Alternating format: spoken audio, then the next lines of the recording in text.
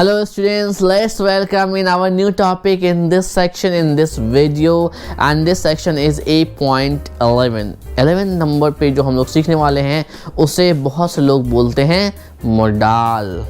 तो बच्चों मोडाल नहीं होता, ये मॉडल्स होता है। और बहुत से लोग तो मॉडल्स के भी नाम से ये समझते हैं कि मॉडल्स बोले तो can, may, must, might, could, would, should, इसी को मॉडल समझते हैं। लेकिन अगर मैं पूछूं, मेरा एक्सपीरियंस कहता है 5 साल 7 साल का जो मैंने पढ़ाते हुए, कि मैंने कई बच्चों से पूछा अच्छा मॉडल्स मतलब क्या होता है, तो कहते हैं सर मे, माइट, मस्ट होता है ना, कुड, वुड होता है, वही होता है मॉडल।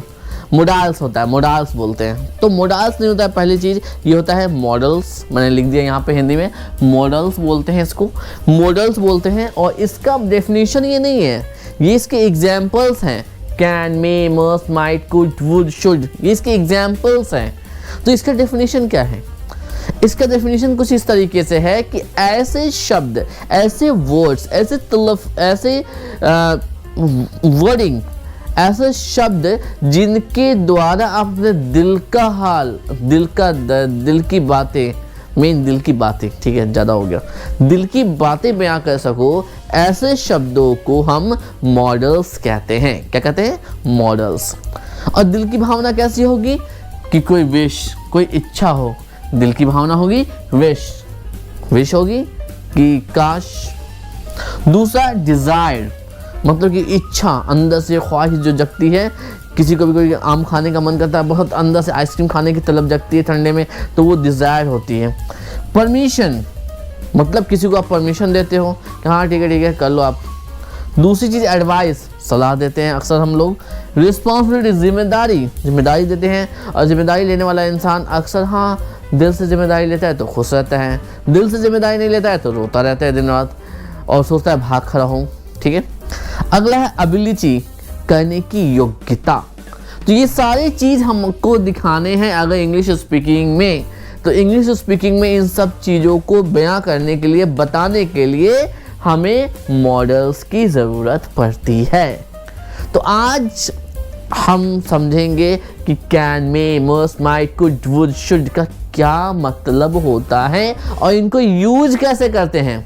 और सबसे बड़ा कन्फ्यूजन जो बच्चे अक्सर कंफ्यूज रहते हैं कि सर कैन मैंने भी सकना, मे मैंने भी सकना, तो कैन कहाँ यूज़ करेंगे, मैं कहाँ यूज़ करेंगे, क्योंकि इन दोनों का इस्तेमाल मतलब हिंदी मीनिंग होता है सकना। ठीक है। आई कैन गो, आई मे गो, दोनों का मतलब होता है कि मैं जा सकता हूँ, मैं जा सकता हूँ, दोनों का।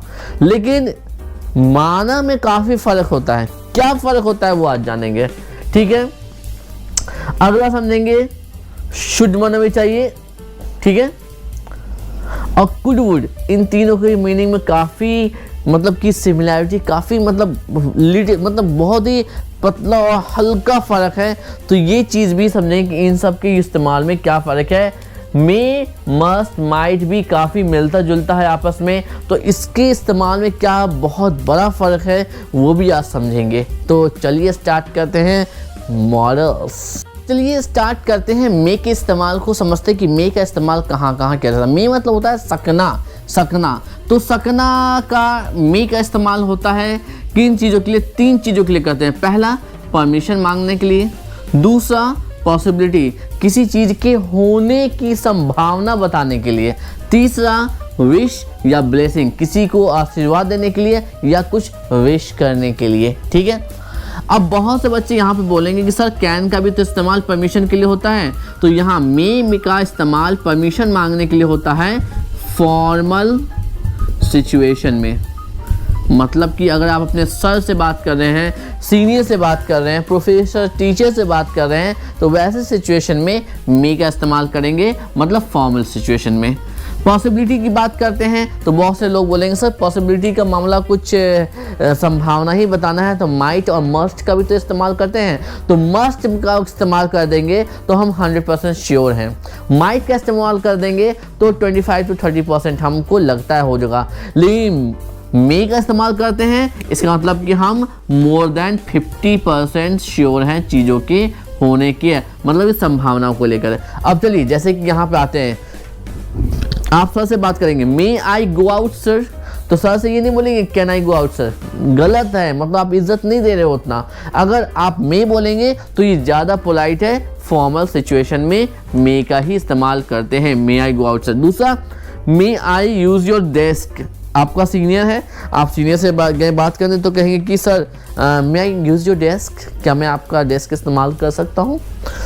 तीसरा, संभावना बताने के लिए, ये संभावना बताई जा रही है, इट मे रेन टुडे, आज वर्षा हो सकती है, बारिश हो सकती है आज, ठीक है, तो एक संभावना बता रहे हैं, it may rain today. She may win the match, वह आज वो मतलब मैच जीत सकती है। तो अब ये क्या हुआ, एक संभावना है, 50-50 मोर देन 50%, पर 50 के नज़दीक ही, आसपास ही है, बहुत ज़्यादा सीरियसली नहीं दिया जा रहा है। अब विश का इस्तेमाल कैसे करेंगे विश के केस में, तो ये आप एक्सक्लेमेशन मार्क देख रहे हो यहाँ पे, ये मार्क अगर लगा हो किसी सेंटेंस में तो इसका मतलब होता है किसी को कुछ विश करने के लिए, आशीर्वाद देने के लिए हम इस्तेमाल करें। जैसे कि मे यू लिव लॉन्ग, तो ये आशीर्वाद दिया जा रहा है कि आप ज़्यादा से ज़्यादा दिन जियो, बहुत लंबा जियो, खूब जियो। May his soul rest in peace, उसकी आत्मा को शांति मिले, ठीक है। तो यहाँ पे मे स्टार्टिंग में यूज हो जाती है, क्वेश्चन की तरह नहीं इस्तेमाल हो रहा है, ये भी एक तरह का सेंटेंस है क्योंकि एक्सक्लेमेशन मार्क यहाँ पे लगा हुआ है। आई होप ये यूजेस आपको समझ में आए। सो अब समझते हैं कैन के बारे में। कैन का समझना बड़ा आसान है। कैन का क्या यूज है, पहला परमिशन के लिए, दूसरा कैपेसिटी या एबिलिटी, योग्यता के लिए। अब परमिशन का कौन सा केस है, अभी आपने बोलोगे कि सर मे में भी तो परमिशन मांग रहे थे, तो मे में जो परमिशन है वो अपने से बड़ों से, सीनियर से, टीचर से, प्रोफेसर से और ऐसे लोगों से जो हमसे बड़े हैं ओहदे में और अपने सीनियर है, बॉस है, इस टाइप के लोगों से। मतलब सिचुएशन थोड़ा फॉर्मल, थोड़ा नहीं, पूरा का पूरा सिचुएशन फॉर्मल है। पर कैन का इस्तेमाल होता है ऐसी सिचुएशन में परमिशन मांगने का जो कि इनफॉर्मल सिचुएशन। इनफॉर्मल सिचुएशन कौन सी होती है, मान लो कि आप अपने दोस्त से कुछ बोल रहे हो, अपने छोटे भाई बहन से कुछ बोल रहे हो, अपने हम उम्र सेम एज ग्रुप से कुछ बोल रहे हो, ठीक है। तो ऐसी जो सिचुएशंस होती है, घर में बर्थडे पार्टी चल रही है, ऐसी सिचुएशन हो तब आप बात कर रहे हो तो कैन का इस्तेमाल कर सकते हो। अगर आप अपने सेम एज ग्रुप से बात कर रहे हो, दोस्तों से बात कर रहे हो, तो वहाँ पर थोड़ी ना बहुत ज़्यादा इज्जत देते हैं, मैं चल रहा यार, तो ऐसी बातें होती है, क्या मैं ले लूँ, अगर एक मे कैन भी पूछा तो बहुत इज्जत हो गई। तो कैन का इस्तेमाल बेसिकली इनफॉर्मल सिचुएशन में करते हैं। तो एग्जाम्पल देख लीजिए, can I take your book, क्या मैं आपकी किताब ले सकता हूँ। Can you give me a chair, क्या आप मुझे एक चेयर दे सकते हैं, ठीक है। तो ये हो गया इनफॉर्मल सिचुएशन में परमिशन मांगने के लिए। अब योग्यता, कैपेसिटी जानने के लिए, आई कैन नॉट फ्लाई, भैया इंसान हूँ, कैसे उड़ूंगा, गिरूंगा, 4 टुकड़े में बच जाऊंगा, मतलब फ्रैक्चर्स ही फ्रैक्चर्स होंगे। मतलब मेरी कुव्वत, ताकत नहीं है, कैपेसिटी नहीं है, एबिलिटी, योग्यता नहीं मेरे अंदर कि मैं उड़ सकूँ, तो लिखूंगा आई कैन नॉट फ्लाई, मैं उड़ नहीं सकता। मैं इंग्लिश अच्छी पढ़ा सकता हूँ, आई कैन टीच इंग्लिश। तो आई कैन टीच इंग्लिश क्या हुआ, ये मेरी एक कैपेसिटी है, एबिलिटी है जो मुझ में है, तो ये एबिलिटी को कैन दिखा रहा है। You can subscribe our channel Stanford, आप हमारे चैनल स्टैनफोर्ड को सब्सक्राइब कर सकते हो। तो किया कि नहीं किया, देखो ये आपकी योग्यता है, आप कर सकते हैं, है कि नहीं। तो ये भी आपकी एबिलिटी को दिखलाता है। तो कैन से क्या पता चला, परमिशन के लिए इनफॉर्मल सिचुएशन में और एबिलिटी या कैपेसिटी जानने की। सो स्टूडेंट चलिए समझते हैं मस्ट को। तो मस्ट का इस्तेमाल किया जाता है 2 केसेस में। कंपल्सन, मतलब कि मजबूरी है, करना ही करना है, बिना किए हुए काम नहीं चल सकता। जैसे घर में पापा कमाएंगे नहीं तो हम खाएंगे नहीं, ठीक है, मम्मी खाना बनाएंगी नहीं तो खाएंगे नहीं, तो दोनों ही चीज़ें होनी ही होनी है, एनी हाउ करना ही पड़ेगा, मजबूरी है, कंपल्सन है। दूसरा प्रोबेबिलिटी, जब हम श्योर हैं 100% की चीज़ें होंगी, 100% नहीं 99% हम श्योर हैं कि वो चीज़ होगी, तब हम मस्ट का इस्तेमाल करते हैं। अब देखिए एग्जाम्पल, पहला कंपल्सन का, मजबूरी, यू मस्ट हेल्प नीडी, आपको मजबूरों की मदद करनी ही है, करनी ही चाहिए। मस्ट मीन्स करनी ही चाहिए। यू मस्ट हेल्प नीडी, मतलब कि एकदम ज़रूरत, आपको करना ही करना है भैया, मजबूरी आपकी।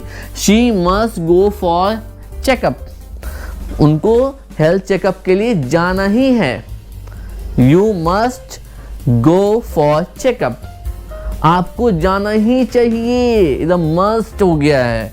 अगला प्रोबेबिलिटी देखिए, इट मस्ट रेन टुडे, आज बारिश, मतलब कि क्या हो गया, मस्ट लग गया, इसका मतलब बारिश होगी ही होगी, आज ना होने का सवाल ही नहीं उठता। He must join Stanford class, उसे स्टैनफोर्ड क्लास ज्वाइन करना ही है। 100% हम श्योर है किसी के लिए कि वो इंसान बंदा स्टैनफोर्ड क्लास को ज्वाइन करेगा, तो हम मस्ट को एज ए हेल्पिंग वर्ब इस्तेमाल करेंगे। तो ये वो केस हो गया जहां हम चीज़ों को लेकर 99% श्योर हैं। और ये वो चीज़ें हैं जहाँ पर बंदा जो है मजबूर है वो करेगा ही करेगा। अब किसी को कुछ बीमारी है तो हेल्थ चेकअप तो करना ही पड़ेगा, तो मस्ट का इस्तेमाल करेंगे। अब कोई बहुत मजबूर है, आ गया भीख मांगने के लिए, तो कुछ ना कुछ तो देना ही पड़ेगा, तो उस केस में हम मस्ट का इस्तेमाल करेंगे। अब मस्ट के साथ ही एक और मॉडल का हम इस्तेमाल सीखेंगे, वो बड़ा ही बेहतरीन है, साथ में सीखेंगे तो फ़र्क समझ में आएगा। मस्ट का थोड़ा अपोजिट समझ लीजिए, माइट होता है, ठीक है। माइट में कंपल्सन नहीं होती है, और यहाँ पे जैसे कि मस्ट में आप 99% श्योर हैं, तो यहाँ पे लगभग समझिए कि 10% चीज़ों के होने की संभावना होती है, बस 10 से 15 से 20, 10 से 20%। अब यहीं पर मैं मस्ट को हटा के माइट लगा दूं और मैं बोलूं यू माइट हेल्प नीडी, तो अगला बंदा पैसे क्या कुछ भी नहीं करेगा, तवज्जो ही नहीं देगा, मतलब कि हाँ ज़रूरत नहीं है हेल्प करने की, कोई ज़रूरत नहीं है, तो माइट लग गया। शी मस्ट, तो शी माइट हो गया। अगर माइट लगा देंगे तो क्या हो गया, she might go for checkup, मतलब कि शायद ही वो जाएगी हेल्थ चेकअप के लिए।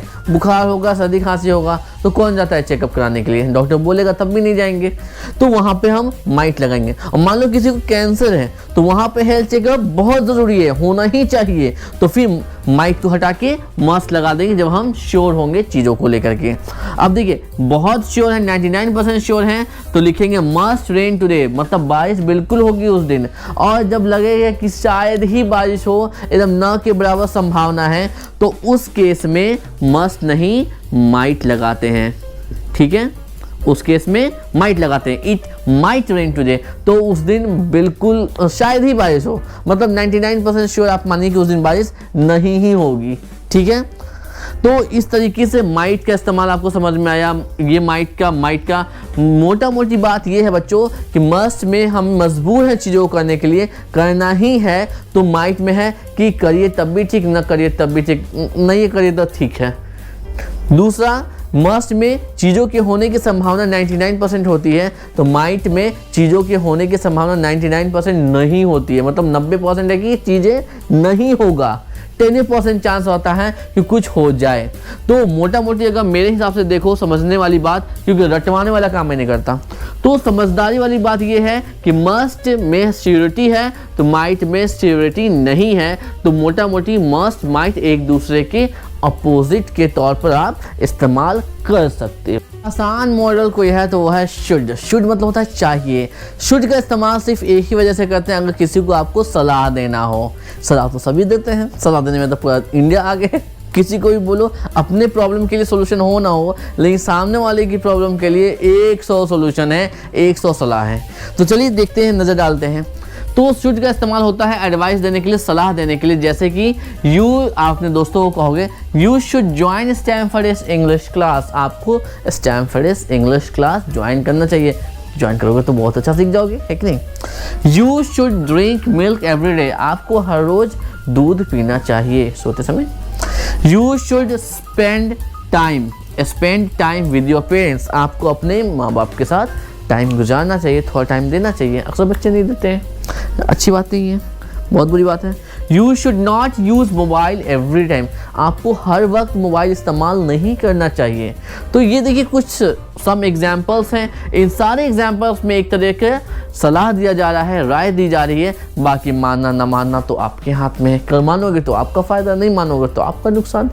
तो सलाह के लिए शुड का इस्तेमाल करते हैं। आई होप ये सेक्शन आपको क्लियर है। So last but not the least, could and would. 99% student जिन्होंने कंप्लीट नहीं पढ़ा है, डिटेल में इंग्लिश को नहीं पढ़ा है, वो ये समझते हैं मॉडल्स मतलब कुड और वुड होता है।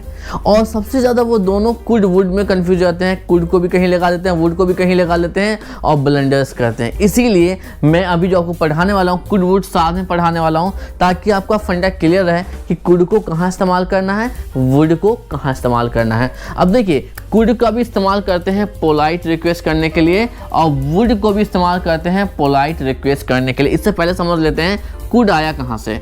कुड है कैन का पास्ट फॉर्म, कैन का पास्ट फॉर्म कुड है। तो वुड कहाँ से है? वुड भी पास्ट फॉर्म है, पर वो है विल का। विल का पास्ट फॉर्म है वुड और कैन का पास्ट फॉर्म है कुड। आई होप ये चीज़ क्लियर है आपको। तो जो खासियत कैन में थी वो कुड में भी होगी, और जिन वजहों पे हम विल को इस्तेमाल करते हैं उन वजहों पे वुड का इस्तेमाल कर सकते हैं। बट सिचुएशन यहाँ पास्ट की हो जाएगी और यहाँ भी पास्ट की सिचुएशन हो जाएगी। अब दूसरी चीज़, दोनों ही चीज केसेस में कुड का भी और वुड का भी दोनों का ही इस्तेमाल करते हैं पोलाइट रिक्वेस्ट करने के लिए किसी को। और जब पोलाइट रिक्वेस्ट करेंगे तो ये ऐसी चीज़ है कि एक चीज़ आपके मन में डाउट आ सकता है कि सर कुड वुड दोनों तो पास्ट है, कैन का पास्ट फॉर्म कुड है, विल का पास्ट फॉर्म वुड है, फिर पोलाइट रिक्वेस्ट जो हम करते हैं वो तो प्रेजेंट में करते हैं कि जैसे कि कुड यू, जैसे कि यहाँ पे could you please open the gate. अभी जैसे प्रेजेंट में कोई स्टूडेंट बैठा है मेरे सामने पढ़ा रहा हूँ, could you please open the gate, या फिर ये भी बोल सकता हूँ would you please open the gate, दोनों ही बोल सकता हूँ। तो कहोगे सर आप तो प्रेजेंट में बोल रहे हो, ये तो पास्ट के लिए होता है। तो ऐसा है, पोलाइट रिक्वेस्ट करने के लिए इन दोनों का इस्तेमाल हम प्रेजेंट में कर सकते हैं, पर एक ही कंडीशन है कि पोलाइट रिक्वेस्ट करना होगा तब। ठीक है, पहली चीज़। दूसरी चीज़, कुड का इस्तेमाल करते हैं पोलाइट रिक्वेस्ट करने के लिए जब इसके अंदर कोई दिली ख्वाहिश, कोई विश छुपी हुई ना हो। पर जहाँ किसी सेंटेंस में या हम कुछ बोलने वाले हैं उसमें हमारी कोई ख्वाहिश छिपी होगी तो हम वुड का इस्तेमाल करेंगे, और कोई ख्वाहिश नहीं होगी छिपी हुई तो कुड का इस्तेमाल करेंगे। आप समझते हैं, यहाँ पे could you please open the gate, simple सी बात है, गेट खोलने का है, इसमें कोई ख्वाहिश क्या होगी, अंदर में कुछ भी नहीं होगी। अब कहीं पे कहूँगा would you like to dance with me, अब कहीं किसी को कहूँगा would you like to dance with me, तो यहाँ पे एक ख्वाहिश छिपी है, आहा कुछ अंदर में मन में लड्डू फूट रहा है ना। तो जब मन में लड्डू फूटा वाली सिचुएशन होगा, मतलब ख्वाहिश मतलब दिल में आपके अरमान कुछ और हैं और आप कुछ अच्छा फील कर रहे हो, बुरा फील कर रहे हो, वैसी सिचुएशन में जब आपकी ख्वाहिश पूरी हो रही हो तब आप वुड का इस्तेमाल करते हैं पोलाइट रिक्वेस्ट में। और जब नॉर्मल सिचुएशन होगा तब पोलाइट रिक्वेस्ट में कुड का इस्तेमाल करते हैं। अब यहाँ पे देख लीजिए, would you like a cup of T. अब किसी को चाय पूछते हैं तो कुछ ख्वाहिश होगी, खुद भी पी लेंगे इस बहाने से, ऐसी ख्वाहिश छिपी होगी, तो यहाँ पे हम वुड का इस्तेमाल करते हैं। कुड का इस्तेमाल करेंगे, could you please open the gate, बस गेट खुलवाना है। Could you give me that chair, क्या आप मुझे वो चेयर दे सकते हैं, बात खत्म। ठीक है। Would you like to dance, तो यहाँ पे कोई ख्वाहिश होगी, जानबूझ के किसी से पूछा जा रहा है, तो यहाँ पे वुड का इस्तेमाल हो गया। अब देखिए, इसका इस्तेमाल एबिलिटी के लिए भी किया जाता है। पास्ट में कोई एबिलिटी हो कि हम उड़ सकते थे या फिर नहीं उड़ सकते थे, ऐसी कोई एबिलिटी पास्ट में हो, अब नहीं है, तब उस केस में कुड का इस्तेमाल करते हैं। जैसे कि when I was younger I could lift you, जब मैं जवान हुआ करता था तब मैं आपको उठा लेता। कोई बूढ़ा आदमी बोलता है, किसी लेडी से मिला और बोलना चाह रहा है कि काश जब मैं जवान हुआ करता था तब मैं आपको गोद में उठा लेता, या गोद उठा लेता या उठा लेता। तो ऐसे केस में कुड का इस्तेमाल आ रहा है। ठीक है। पास्ट हैबिट, कोई हैबिट है पास्ट में, तो उसके लिए हम पास्ट हैबिट के लिए वुड का इस्तेमाल करते हैं। अब कुड को देख लिए, कुड का इस्तेमाल करते हैं हम नरेशन में। ठीक है, नरेशन में इस्तेमाल करते हैं कुड का, कैन को कुड बनाते हैं और इनडायरेक्ट सिचुएशन में हम विल का वुड बनाते हैं। ठीक है, जैसे in my student time I would top, कास्ट में मैं उस समय टॉप कर सकता। अब यहाँ पे he said that he could dance. ठीक है, तो इन एग्जाम्पल्स को अगर आप ध्यान से देखेंगे, ध्यान से पढ़ेंगे, तो आपको समझ में आ जाएगा कि कुड में और वुड में क्या फ़र्क है। कुड का इस्तेमाल पोलाइट रिक्वेस्ट के लिए ability in the past and narration में इस्तेमाल होता है। वुड का इस्तेमाल पोलाइट रिक्वेस्ट और वैसी रिक्वेस्ट जहां अंदर में मन से कोई ख्वाहिश छिपी हो। दूसरी चीज past habit in direct situation. इन सब पे और भी ज़्यादा सेट्स एग्जाम्पल्स करने के लिए विजिट कीजिए आप www.stanfordis.in पे stanfordis.in पे विजिट करें और डाउनलोड कर लें, वहाँ से सेट्स प्रैक्टिस करें।